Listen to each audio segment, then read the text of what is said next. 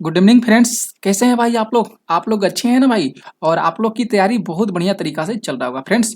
तो डेली आप लोगों के लिए लुसेंट और एनसीईआरटी के क्लास लेकर आते हैं फ्रेंड्स। और उस क्लास में हम महत्वपूर्ण प्रश्नों को कराते हैं जो एग्जाम के पॉइंट ऑफ व्यू से बहुत ज़्यादा इंपॉर्टेंस होता है। तो फ्रेंड्स, आप जो एग्जाम की तैयारी कर रहे हैं ना मेरे भाई, आपके लिए ये जो क्लास हो रही है ना, डेली जो क्लास चली है, एक रिकॉर्डेड क्लास चली है और एक जो लाइव क्लास चली है 7 PM में, तो वो इम्पोर्टेंस होता है भाई। तो आप इस जो सेट करा रहे हैं, हिस्ट्री का होगा या प्रैक्टिस सेट हो गया, जो भी प्रैक्टिस सेट ला रहे हैं वह आपके लिए अति महत्वपूर्ण है एग्जाम के पॉइंट ऑफ व्यू से। तो आप लोग लेक्चर को कंप्लीटली देखिए फ्रेंड्स, और इस वीडियो का शेयर भी जरूर करिएगा, क्योंकि आप लोग जो है इस फैमिली को बड़ा करने में फ्रेंड्स अपना योगदान जो है संपूर्ण दे सकते हैं। ये हम लोग अब हमको अच्छे तरीका से पता है। आप लोग जो चाहिएगा सो कर सकते हैं फ्रेंड्स। तो आप लोग जरूर ऐसा कर सकते हैं, हमको अच्छे से पता है। तो फ्रेंड्स, आप के लिए डेली मेहनत करते हैं। आज की जो हम प्रैक्टिस लिए ना फ्रेंड्स, हिस्ट्री का सेट लिया है, सेट नंबर 10 है। रात को भी हम हिस्ट्री की यानी इतिहास के प्रश्नों को कराए थे। क्लास की बात करेंगे तो 79 जो है ये क्लास है, और जितने अभी तक से क्लास हुए उसका प्ले लिस्ट मौजूद है। आप लोग प्ले लिस्ट में चले जाइएगा, वहां से सारे लेक्चर को, सारे वीडियो को देख सकते हैं। तो क्लास 79 सारे प्रश्न एनसीईआरटी और लुसेंट का निचोड़। ओके, तो आइए स्टार्टिंग करते हैं, देखते हैं पहला प्रश्न। यहाँ पे पहला प्रश्न फ्रेंड्स दिया गया है कि कथक नृत्य भारत के किस भाग से संबंधित है। बहुत बढ़िया प्रश्न है और ये एनसीईआरटी का प्रश्न चला जाएगा। ठीक है, कथक नृत्य भारत के किस भाग से संबंधित है। तो बात करेंगे फ्रेंड्स, ऑप्शन ए दिया गया है ना, उत्तर भारत। राइट आंसर फ्रेंड्स यहाँ पे सही जाएगा। उत्तर भारत का जो है फ्रेंड्स कथक जो है नृत्य संबंधित हो जाएगा। ठीक है, उत्तर भारत का हो जाएगा मेरे भाई, ऑप्शन ए सही जाएगा। अगर सेकंड प्रश्न की बात करेंगे, मेसोलिथिक, यहाँ पे है मेसोलिथिक या मध्य पाषाण युग के संबंध में। यहाँ पे कथन पर विचार करना है, कथन पर सोचना है भाई कि यहाँ पे मेसोलिथिक जो युग है या मध्य पाषाण युग है जिसको बोला जाता है, ये इसके बारे में कौन सा स्टेटमेंट है फ्रेंड्स यहाँ पे सही दिया गया है। तो इस समय यहाँ पे फ्रेंड्स, इस समय पत्थर के औजार को माइक्रोलिथ कहा जाता था। ठीक है, इस समय के पत्थर के औजार को माइक्रोलिथ कहा जाता था फ्रेंड्स। ये तो बहुत बढ़िया बात करें, जिसी को हम लोग मेसोलिथिक्स युग के नाम से जानते थे। तो मेरे साथियों ये सही जाएगा। पत्थर के औजार आकार में बड़े होते थे, नहीं भाई, पत्थर के औजार जो होते थे ना भाई, वह आकार में क्या होते थे, सामान्य रूप से छोटे होते थे, जिनको माइक्रोलिथ्स कहा जाता था। ये गलत जाएगा। आगे बात करेंगे तीसरा का कि इस समय पुराने किस्म के औजार अनुपस्थित थे। नहीं भाई, पुराने किस्म के जो औजार अनुपस्थित नहीं थे, ठीक है, प्रेजेंट थे। तो यहाँ पे ये भी गलत जाएगा। यानी फ्रेंड्स पहला ऑप्शन जो होगा ना भाई, इसे हम लोग करेंगे सही आंसर। ठीक है, तो मेरे साथियों आप लोग देख रहे हैं ना, सी ऑप्शन यहाँ पे दिया गया है, तो इसे सही करिएगा। ये भी फ्रेंड्स एनसीईआरटी का होगा। ठीक है, एनसीईआरटी का प्रश्न है। आगे बात करेंगे भाई, तीसरा जो प्रश्न है कि बसोहली शैली किस राज्य से संबंधित है। बहुत बढ़िया प्रश्न है भाई, बसोहली शैली किस राज्य से संबंधित है। तो बसोहली शैली जो है फ्रेंड्स, ये हिमाचल प्रदेश से संबंधित है। ओके फ्रेंड्स, ऑप्शन ए को मेरे भाई आप लोग सही करिएगा। बसोहली शैली जो है फ्रेंड्स, जो 17वीं शताब्दी के बाद ये जो है हिमाचल प्रदेश में लघु चित्रकला यानी बसोहली शैली जो है फ्रेंड्स, इसका फ्रेंड्स बात करेंगे विकास हुआ था, तो हिमाचल प्रदेश को सही करिएगा। चौथा प्रश्न है कि रसमंजरी के रचनाकार किसके द्वारा किया गया था। रसमंजरी भानुदत्त का हो जाएगा। किसका है फ्रेंड्स, रसमंजरी जो है ये भानुदत्त का हो जाएगा। सी ऑप्शन सही जाएगा। आगे बात करेंगे, प्रश्न 5 है कि बृहद्रम पुराण के संबंध में निम्न कथनों पर विचार कीजिए। जो भी आप लोगों के सामने जो शब्द, जो शब्दावली है, शब्द हैं, वो थोड़ा सा जो फ्रेंड्स कठिन लगेंगे, तो आप लोगों के दिमाग में चल जाना चाहिए मेरे भाई, वह जो प्रश्न है ना एनसीईआरटी का चला जा रहा है। ठीक है, एनसीईआरटी का है, तो फ्रेंड्स ध्यान में रखिएगा। राइट, तो इसकी रचना बंगाल में किया गया। बहुत बढ़िया बात है फ्रेंड्स, जो बृहद्रम पुराण है ना, इसका रचना बंगाल में किया गया है। इसमें ब्राह्मणों को कुछ विशिष्ट प्रकार की मछलियां खाने की भी अनुमति दिया गया। हाँ भाई, ये दोनों जो ऑप्शन दिया जा रहा है ना मेरे भाई, ये सही जा रहा है। ठीक है, 13वीं शताब्दी की इस बात कर रहा है बृहद्रम पुराण का। तो फ्रेंड्स यहाँ पे बात करेंगे दोनों ऑप्शन, यानी सी ऑप्शन सही जाएगा। ठीक है, पहला और दूसरा को आप लोग मेरे भाई सही कर लीजिएगा। आगे बात करेंगे 6 प्रश्न का। 6 प्रश्न है भाई मिलान करने वाला है। 6 प्रश्न जो है फ्रेंड्स यहाँ पे मिलान करने वाला है। यहाँ पे फर्रुखसियार की बात करेंगे तो जो इनका समय माना गया है ना, वर्ष माना गया है 1713 से लेकर 1719 तक, यानी ए का यहाँ पे फ्रेंड्स दूसरा सही जाएगा। क्या होगा फ्रेंड्स, ए का दूसरा सही जाएगा। आलमगीर द्वितीय की बात करेंगे तो 1754 से लेकर 1759 हो जाएगा, तो यहाँ बी का तीसरा जाएगा। सी की बात करेंगे शाह आलम द्वितीय का, तो फ्रेंड्स शाह आलम द्वितीय जो है ना 1759 से लेकर 1806, यानी चौथा सही जाएगा। तो डी का तो फ्रेंड्स फ्रेंड्स पहला होगा, कोई सोचने वाली बात ही नहीं है। अहमद शाह की बात करेंगे तो 1748 से लेकर 1754 हो जाएगा इनका समय सीमा। ठीक है फ्रेंड्स, बहुत बढ़िया प्रश्न है भाई, ध्यान में आप लोग रख करें और सारे प्रश्नों को याद करिएगा। 2 3 4 1 सही जा रहा है। किस ऑप्शन में दिया गया है 2 3 4 1? तो देख सकते हैं फ्रेंड्स, बी ऑप्शन में दिया गया है भाई, तो हम लोग बी ऑप्शन को सही कर लेंगे। अगर 7 प्रश्न की बात करेंगे कि मुगल काल में सवाई राजा जयसिंह को किस क्षेत्र की सूबेदारी मिली थी? बहुत बढ़िया प्रश्न है भाई। तो बात करेंगे मालवा की सूबेदारी मिली थी, किसका किस क्षेत्र की सूबेदारी मिला था फ्रेंड्स? किसको भाई? तो मुगल काल के जो सवाई राजा जयसिंह थे, इनको जो है मालवा के क्षेत्र की सूबेदारी मिली थी। ठीक है फ्रेंड्स, तो भाई बी ऑप्शन मेरे भाई सही जाएगा। आगे बात करेंगे 8 प्रश्न, बहुत बढ़िया प्रश्न है कि यहाँ पे जो है नवपाषाण काल के औजार के संबंध में यहाँ पे स्टेटमेंट्स दिया गया है, आप लोगों को सोचना है, विचार करना है और बताना है भाई कि कौन सा सही जाएगा। ठीक है, और बढ़िया प्रश्न है। औजार जो होते थे नवपाषाण काल के पॉलिश किए जाते थे, पॉलिश किए जाते थे, बिल्कुल औजार जो होते थे नवपाषाण काल के फ्रेंड्स पॉलिश किया जाते थे, क्योंकि लगभग 9500 ईसा पूर्व की ये बात कर रहे हैं। ठीक है, उसी काल को फ्रेंड्स नवपाषाण काल के युग के नाम से जाना जाता है। अगर दूसरा की बात करेंगे कि इस अवधि में ओखल और मुसल का उपयोग अनाज को पीसने के लिए किया जाता था, बिल्कुल किया जाता था, ये भी सही जाएगा। यानी दोनों ऑप्शन सही जाएगा फ्रेंड्स, पहला और दूसरा को मेरे भाई सही करिएगा। 9 प्रश्न है, सिख जत्थों और मिसलों की संयुक्त सेना को क्या कहा जाता था? उसे के दल खालसा बोला जाता था। क्या बोला जाता था फ्रेंड्स? उसे दल खालसा के नाम से जाना जाता था। सी ऑप्शन सही जाएगा। 10 प्रश्न है भाई, 10 प्रश्न है कि सिखों की राही व्यवस्था के अंतर्गत उपज का कितना प्रतिशत हिस्सा संरक्षण के लिए लिया जाता है? बहुत बढ़िया प्रश्न है, ये आप लोग देख रहे हैं ना मेरे भाई, ये बहुत शानदार प्रश्न है कि सिखों की राही व्यवस्था के अंतर्गत उपज का कितना प्रतिशत जो भाग होता था, हिस्सा होता था, वह संरक्षण के लिए लिया जाता था फ्रेंड्स। तो 20% लिया जाता था मेरे भाई, आप लोग सी ऑप्शन याद रखिएगा। मस्त प्रश्न है, कितना? तो 20%। इसके आगे बात करेंगे 11 प्रश्न है कि ऋग वैदिक काल के दौरान प्रचलित राजनीतिक व्यवस्था के बारे में सत्य कथन का चयन करना है। यह भी मस्त प्रश्न है फ्रेंड्स। तो राजा के पास लोगों से कर एकत्र करने की शक्ति थी? नहीं भाई, राजा के पास जो है ना कर एकत्र करने की शक्ति नहीं थी, यहाँ पे गलत जाएगा। ठीक है, ये भी गलत जाएगा। राजा का पुत्र स्वाभाविक रूप से राजा का उत्तराधिकारी होता था। अरे भैया, ऋग वैदिक काल में राजा के जो पुत्र होते थे ना, वह उत्तराधिकारी नहीं होते थे फ्रेंड्स। तो यहाँ पे दोनों तो गलत चला गया, कहाँ गया भाई? डी ऑप्शन है ना, यहाँ पे हम लोग डी ऑप्शन को सही करेंगे। 12 देखिएगा फ्रेंड्स, सारे प्रश्न बहुत बढ़िया बढ़िया है। प्रश्न भाई ध्यान में रखिएगा।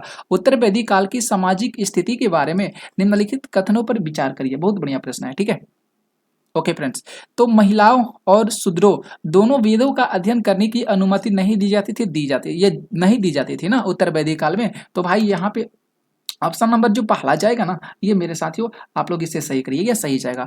अब वर्ण व्यवस्था जन्म के आधार पर तय होती है, बिल्कुल सही बात है। जन्म के आधार पर वर्ण व्यवस्था डिवीजन होता है, वर्ण व्यवस्था होता है, ये जन्म के आधार पर होता है। दोनों सही जाएगा। तो फ्रेंड्स यहाँ पे सी ऑप्शन को हम लोग सही करेंगे, पहला दूसरा सही जाएगा।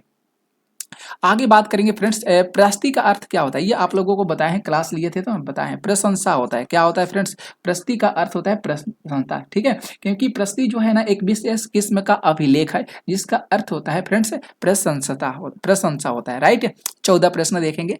14 प्रश्न है मेरे भाई कि समुद्रगुप्त की नीतियों का वर्णन किसने किया है? बहुत बढ़िया प्रश्न है भाई, हरिसेन के द्वारा किया गया है। ठीक है, समुद्रगुप्त की जो नीतियां है फ्रेंड्स, ये हरिसेन के द्वारा किया गया है। और समुद्रगुप्त के जो दरबारी कवि थे ना फ्रेंड्स, वह कौन था? हरिसेन था। कौन था भाई? हरिसेन था।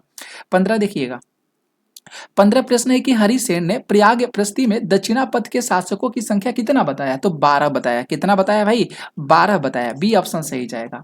आगे देखिएगा 16 प्रश्न। 16 प्रश्न है कि विक्रम संवत की शुरुआत को किस शासक से जोड़कर देखा जाता है? तो चंद्रगुप्त द्वितीय से जोड़कर देखा जाता है। ठीक है, यहाँ पे डी ऑप्शन की बात करेंगे फ्रेंड्स, सही जाएगा। डी को सही आप लोग करिएगा।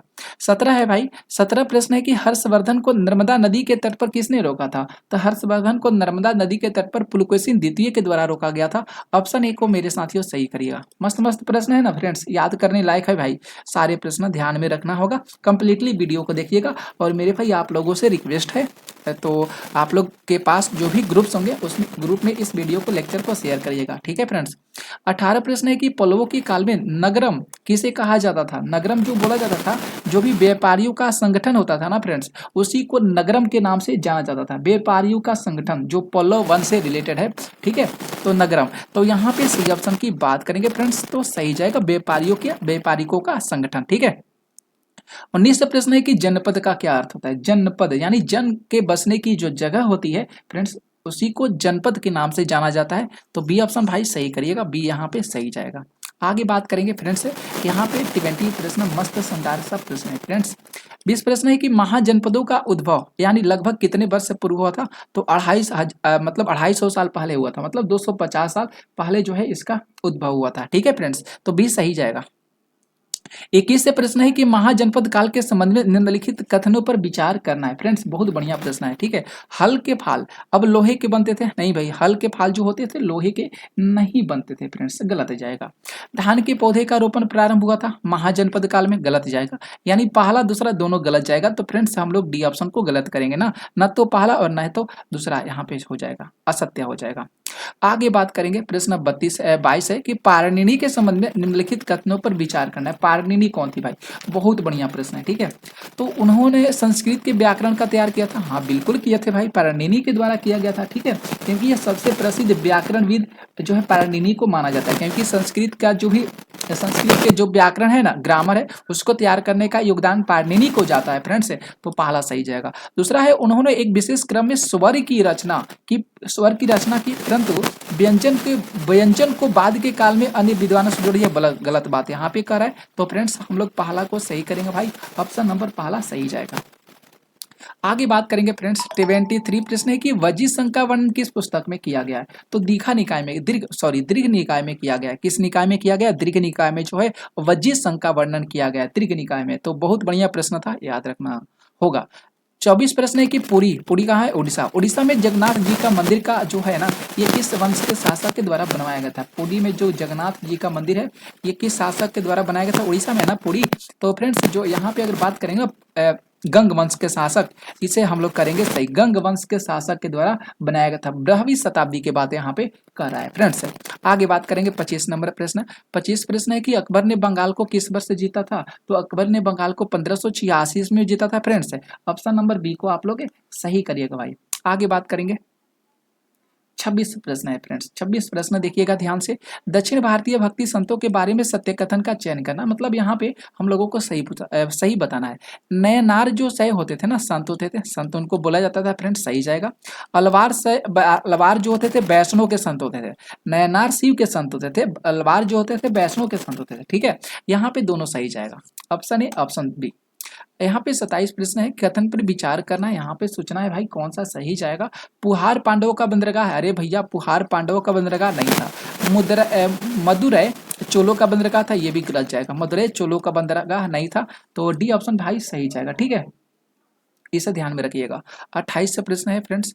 28 प्रश्न है कि दार्शनिक शंकर के बारे में निम्नलिखित कथनों पर विचार करना। दार्शनिक शंकर के बारे में पूछा गया है फ्रेंड्स। तो शंकर का जन्म 8वीं शताब्दी में तमिलनाडु में हुआ था। तो नहीं भाई, 8वीं शताब्दी में तमिलनाडु में नहीं हुआ था। ठीक है, यहाँ पे तमिलनाडु की जगह पर केरल दिया रहा था ना, तो फ्रेंड्स हम इसको स्टेटमेंट को ट्रू करते, सही करते, लेकिन तमिलनाडु दिया गया तो गलत जाएगा। वे अद्वैतवाद के समर्थक थे, बिल्कुल थे भाई। उन्होंने जगत को मिथ्या बताया था, माया कहा था, बिल्कुल कहा था। मोक्ष प्राप्ति के लिए ज्ञान के मार्गों को अपनाने का उपदेश दिए थे, ये भी दिए थे। यानी दूसरा सही जाएगा, तीसरा सही जाएगा, चौथा सही जाएगा। कहाँ पे दिया गया है भाई, तो देख सकते हैं डी ऑप्शन में। अरे भैया कहाँ पे दिया, यहाँ पे दूसरा तीसरा चौथा कहाँ दिया गया है फ्रेंड्स, दूसरा तीसरा चौथा कहाँ पे दिया गया है। ठीक है, कोई ऑप्शन में तो देखने को नहीं मिला है, कोई ऑप्शन में तो देखने को नहीं मिला है फ्रेंड्स। चलिए कोई बात नहीं, यहाँ पे दूसरा कर लीजिएगा, तीसरा कर लीजिएगा, चौथा बी ऑप्शन को आप लोग टिक कर लीजिएगा। ठीक है, कोई तो नहीं दिया गया, हमने बी को सिलेक्ट कर लिया। आगे बात करेंगे प्रश्न नंबर 29 है कि वीरशैव आंदोलन किस क्षेत्र में प्रारंभ हुआ था। कर्नाटक में हुआ था। कहाँ पे हुआ था वीरशैव आंदोलन फ्रेंड्स, तो ये जो हुआ था कर्नाटक में जो है आंदोलन शुरू हुआ था। 30 प्रश्न है कि महात्मा गांधी का प्रिय भजन वैष्णो जन तो तेने कहिए पीर पराई जान रे किसने लिखा है। बहुत बढ़िया प्रश्न है। जो महात्मा गांधी जी का प्रिय भजन है, ये नरसिंह मेहता के द्वारा लिखा गया है, जो आप लोग डी ऑप्शन को देख रहे हैं फ्रेंड्स, और डी ऑप्शन को सही करिएगा आप लोग। ओके फ्रेंड्स, आगे बात करेंगे भाई। यहाँ पे प्रश्न 31 है कि प्रारंभ में नाथ पंथ है, नाथ पंथ जो है भारत के किस क्षेत्र से लोकप्रिय हुए थे। उत्तरी क्षेत्र से लोकप्रिय हुए थे नाथ पंथ। ओके, ऑप्शन बी सही जाएगा। 32 प्रश्न है कि मीराबाई किसकी अनुनाई बनी थी? तो मीराबाई जो है ना रविदास की अनुनाई बनी थी। डी ऑप्शन सही जाएगा। किसकी अनुनाई? रविदास की अनुनाई बनी थी। ठीक है, क्योंकि मीराबाई तो आप लोगों को पता है, मीराबाई जो है एक राजपूत राजकुमारी थी। ठीक है, और इनका विवाह जो है 16वीं शताब्दी में जो मेवाड़ के जो राजसी घरा राजस्व वहीं घराने में हुआ था इनका जो विवाह हुआ था। ठीक है भाई, तो यहाँ पे 33 प्रश्न है कि चोल काल में करों के संबंध में निम्नलिखित कथनों को बताना है। टैक्स के बारे में बताना है चोल काल में। ठीक है, तो यहाँ पे वेटी एक प्रकार का ऐसा कर है, काया कर है, जिसे नगद से संग्रहित किया जाता है। भाई गलत जाएगा ना, ये गलत जाएगा, नगद से नहीं किया जाता है। कदमई एक भू राजस्व है, बिल्कुल सही बात है, कदमई जो है जाएगा एक भू राजस्व हो जाएगा। तो दूसरा सही जाएगा, बी ऑप्शन को हम लोग करेंगे सिलेक्ट, दूसरा सही जाएगा। आगे बात करेंगे, 34 प्रश्न है कि कबीर का जन्म किस परिवार में हुआ था? कबीर का जन्म जुलाहा के परिवार में हुआ था। बी सही जाएगा। 35 प्रश्न है कि लंगर व्यवस्था की शुरुआत किसने किया था? गुरु नानक के द्वारा फ्रेंड्स लंगर व्यवस्था का शुरुआत किया गया था। तो मोस्ट इंपॉर्टेंट प्रश्न थे भाई। आज आपके लिए इतना ही प्रश्न लेकर आए, क्योंकि बहुत ज़्यादा काम है, वर्क है फ्रेंड्स। ठीक है, और हो सकता है आज शाम की क्लास नहीं चल सकती है, क्योंकि हम लोग को एनिवर्सरी में जाना है भाई। तो बहुत इन्वाइट कॉल आया था। तो फ्रेंड्स आज के लिए यही रखते हैं प्रयास। ठीक है, कल मिलते हैं अगली क्लास में। तो आज के लिए थैंक यू आप लोगों को।